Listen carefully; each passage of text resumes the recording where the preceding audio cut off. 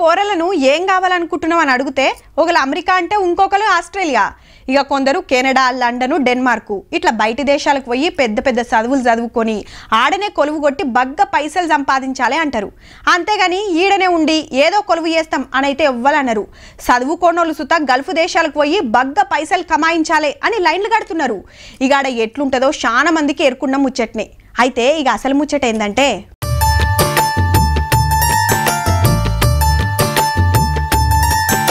మూట ముల్ల సదురుకొని సర్ది కట్టుకొని పోతున్నాడంటే ఏదో పెద్ద టూరే వేసినట్టున్నాడు అనుకునేరు.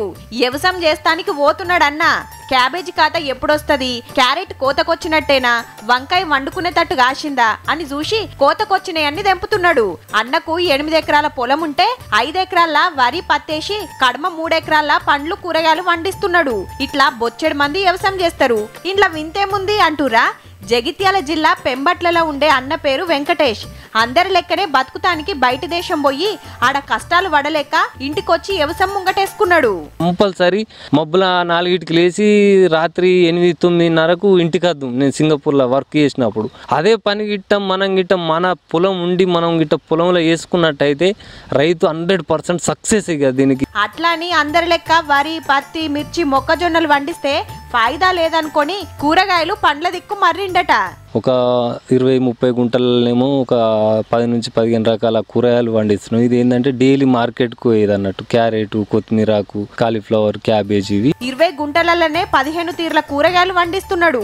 ఇంకో దిక్కు 3 ఎకరాల సపోటా, కాశ్మీర్ రెడ్ యాపిల్ బేర్ వండిస్తున్నాడు. వ్యవసాయమంతా ఈ ఇద్దరు అన్నదమ్ములే నడిపిస్తున్నారట. కలుపు తీసుడు గిట్లా ఇంటోళ్ళే వేసుకుంటారట. ఎప్పుడో ఒక పారి బయటోళ్ళని పిలుచుకుంటారట.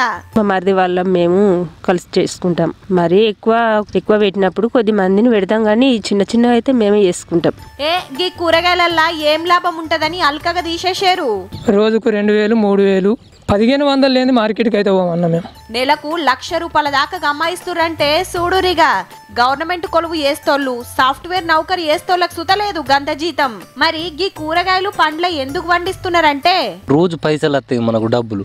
ఈ పొలం ఏంటంటే 6 నెలలకు కాంటకి వేసి ఐకేపీకి సెంటర్లు వేసి చెక్ వచ్చేదాకా బ్యాంకులో పడేదాకా రూపాయి ఉండదు. ఇక ఇది అట్లా ఉండదు. ఇది నౌకరు వేసే అన్నోళ్ళ దోస్తులు చాలా మంది నీ పనే నయముంది, మాకంటే ఎక్కువ సంపాదిస్తున్నావు అంటూరట.